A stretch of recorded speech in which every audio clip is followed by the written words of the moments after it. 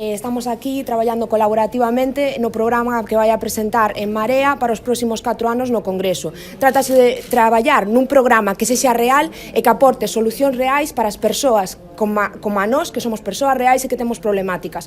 No meu caso, son muller, son moza, estiven emigrada e agora mesmo son retornada. Son moi consciente da situación de precariedade na que vivimos, na situación de desigualdade e de inestabilidade laboral e creo que se debe decir alto e claro que somos o futuro sen futuro. Neste sentido, viñemos aquí para rachar cos teitos de cristal, para rachar co teito de cristal de ser muller, pero tamén para rachar co teito de cristal por ser moza.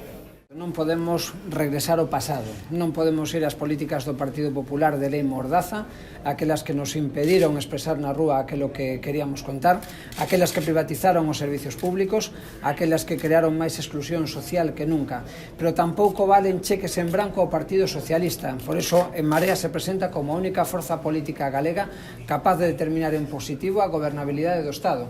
Estamos falando dunha forza política que sí que vai ser capaz de derrogar a lei mordaza, que sí que vai ser capaz de, en materia de dereitos sociais, derrogar as reformas laborais. Hoxe en día estamos sufrindo casi 1000 despidos en Vigo, en Boch, como consecuencia dunhas reformas laborais feitas polo Partido Popular e polo Partido Socialista que condenan a precariedade e a explotación, sobre todo as mulleres da área metropolitana de Vigo e tamén de toda Galicia. Estamos falando dun sector que emprega en Galicia a máis de 10.000 persoas. Estamos falando tamén da necesidade de acabar cunhas políticas que neste momento levan a que as empresas eléctricas se beneficien dunha situación dun mercado eléctrico que pon en risco de futuro empresas electrointensivas como é o caso de Alcoa, pero que tamén nos supón unha estafa a final de mes en todos os fogares galegos. E quero facerlle unha advertencia explícita ao propio Núñez Feijóo cando dice que non se pode facer nada con relación ao mercado eléctrico. Non é verdade.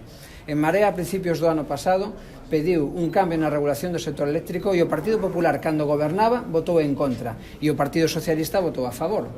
Cando cambiou o goberno de España, con Pedro Sánchez no goberno, foi o Partido Socialista que en instancias de Marea votou en contra e o Partido Popular votou a favor. A única forza política coherente durante estes 2 anos foi En Marea, que se mantuvo sempre na necesidade de regular o sector eléctrico para que tuvésemos unhos precios competitivos, igual que no resto de Europa, e que deixasen de estafarnos na factura de luz a final de mes. Por esa razón, En Marea no seu momento votou en contra dos orzamentos que non respetaban aquilo que era esencial para o desenvolvemento da área metropolitana da Coruña con relación á comunicación do Porto Exterior, a rexeneración do Ría do Burgo, a condonación da débeda do Porto da Coruña, que non respetaba aquí en Vigo unhos orzamentos que pudesen vertebrar correctamente a súa área metropolitana dando unha saída sur a nivel ferroviario para a propia cidade. E por esa razón, nós hoxe estamos convencidas de que En Marea, co seu programa, é a única forza política capaz de ofrecer unha solución que seña determinante da mellora do benestar do conxunto das galegas e dos galegos.